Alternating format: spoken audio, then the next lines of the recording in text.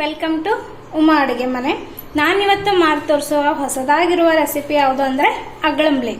ಅಗಳಂಬ್ಲಿ ಅಂದರೆ ಅನ್ನದಿಂದ ಮಾಡುವಂಥ ಅಂಬ್ಲಿಗೆ ಅಗಳಂಬ್ಲಿ ಅಂತ ಕರಿತೀವಿ. ಸೊ ಈ ಅಗಳಂಬ್ಲಿ ಮಾಡ್ಕೊಳ್ಳಲು ನಾನಿಲ್ಲಿ ಒಂದೂವರೆ ಕಪ್ ಅಷ್ಟು ರೇಷನ್ ಅಕ್ಕಿನ ನೆನೆಸಿಟ್ಕೊಂಡಿದ್ದೀನಿ. 1 ಅವರ್ ಅಥವಾ 2 ಅವರ್ ನೆನೆಸಿಟ್ಕೋಬೇಕು. ತುಂಬ ಮೃದುವಾದರೆ ಸಾಫ್ಟ್ ಆದರೆ ತುಂಬ ಚೆನ್ನಾಗಿ ಬರುತ್ತೆ. ಇದಕ್ಕೆ ಬೇಕಾಗಿರುವಂಥ ಇಂಗ್ರೀಡಿಯೆಂಟ್ಸು ಅಲ್ಲ ಮತ್ತು ಬೆಳ್ಳುಳ್ಳಿನ ಪೇಸ್ಟ್ ಮಾಡಿ ಇಟ್ಕೊಂಡಿದ್ದೀನಿ, ಸ್ವಲ್ಪ ಕೊತ್ತಂಬರಿ ಸೊಪ್ಪು, ಆಮೇಲೆ ಇದಕ್ಕೆ ಒಂದು ಅರ್ಧ ಬಟ್ಲಷ್ಟು ಶೇಂಗಾ ಬೀಜನ ಹುರ್ಕೊಂಡು ಸಪ್ಪೆನ ಸುಲ್ಕೊಂಡು ಇಟ್ಕೊಂಡಿದ್ದೀನಿ, ಆಮೇಲೆ ಸ್ವಲ್ಪ ಉಪ್ಪು ತೊಗೊಂಡಿದ್ದೀನಿ, ಆಮೇಲೆ ಸ್ವಲ್ಪ ಜೀರಿಗೆನ ಪುಡಿ ಮಾಡಿ ಇಟ್ಕೊಂಡಿದ್ದೀನಿ. ಈಗ ಈ ಶೇಂಗಾ ಬೀಜವನ್ನು ತೀರಾ ಸಣ್ಣದಾಗಿ ರುಬ್ಕೋಬಾರ್ದು, 1ರಲ್ಲಿ 2 ಸುಮ್ಮನೆ ಒಂದು ಸ್ವಲ್ಪ ಮಿಕ್ಸಿಲಿ ಹಾಕ್ಕೊಂಡು ತೆಕ್ಕೊಂಡು ಇಟ್ಕೋಬೇಕು. ಸೊ ನೋಡಿ, ನಾನು ದಪ್ಪನೇ ಪೌಡ್ರ್ ಮಾಡಿ ಇಟ್ಕೊಂಡಿದ್ದೀನಿ. ತೀರಾ ಸಣ್ಣದಾಗಿ ಮಾಡ್ಕೋಬೇಡಿ, 1ರಲ್ಲಿ 4 ಅಥವಾ 2 ಪೀಸ್ ಆದರೆ ಸಾಕು.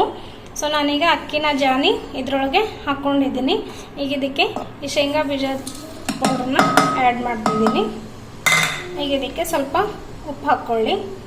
ಸ್ವಲ್ಪ ಉಪ್ಪು ಜಾಸ್ತಿನೇ ಇರಲಿ, ಜಾಸ್ತಿ ಅಂದರೆ ತೀರಾ ಜಾಸ್ತಿ ಬೇಡ, ಡೈಲಿ ಅನ್ನಕ್ಕೆ ಹಾಕೋಕ್ಕಿಂತ ಸ್ವಲ್ಪ ಜಾಸ್ತಿ. ಈಗ ಇದಕ್ಕೆ ನಾನು 1 ತಂಬಿಗೆಯಷ್ಟು ನೀರು ಹಾಕೋತಿದ್ದೀನಿ, ಅಂದರೆ ಚೆನ್ನಾಗಿ ಕುದಿಬೇಕು ಇದು.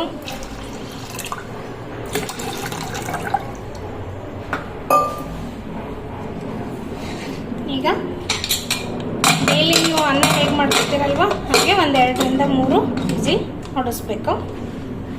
ಸೊ ನೋಡಿ, ಕುಕ್ಕರ್ ವಿಸಿಲ್ ಆಗ್ತಾ ಇದೆ. ಡೈಲಿ ನಾವು ಅನ್ನನ ಯಾವ ಥರ ಮಾಡ್ಕೋತೀವೋ ಅದೇ ಥರ 2ರಿಂದ 3 ವಿಸಿಲ್ ಹೊಡೆಯೋವರೆಗೂ ಮಾತ್ರ ಇಡಬೇಕು. ಆಮೇಲಿಂದ ಗ್ಯಾಸ್ ಆಫ್ ಮಾಡಬೇಕು.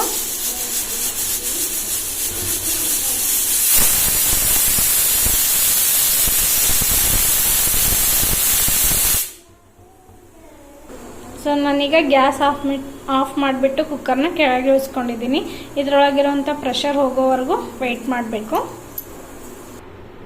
ನೋಡಿ, ಈ ಟೈಪ್ ಆಗಿದೆ, ಚೆನ್ನಾಗಿ ಕುದ್ದಿದೆ. ಈಗ ಇದನ್ನು ಸ್ವಲ್ಪ ಮ್ಯಾಶ್ ಮಾಡ್ಕೋಬೇಕು ಎಲ್ಲಾನು ಚೆನ್ನಾಗಿ.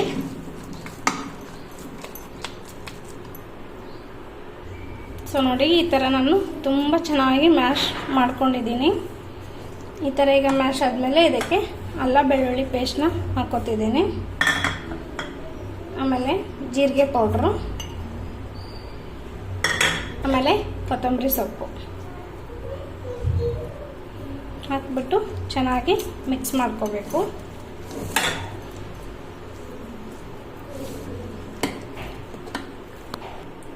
ಸೊ ಈಗ ಅಗಳಂಬ್ಲಿ ರೆಡಿಯಾಗಿದೆ. ತುಂಬ ಟೇಸ್ಟಿಯಾಗಿರುತ್ತೆ. ನೀವು ಒಂದ್ಸರಿ ಮಾಡಿ ನೋಡಿ.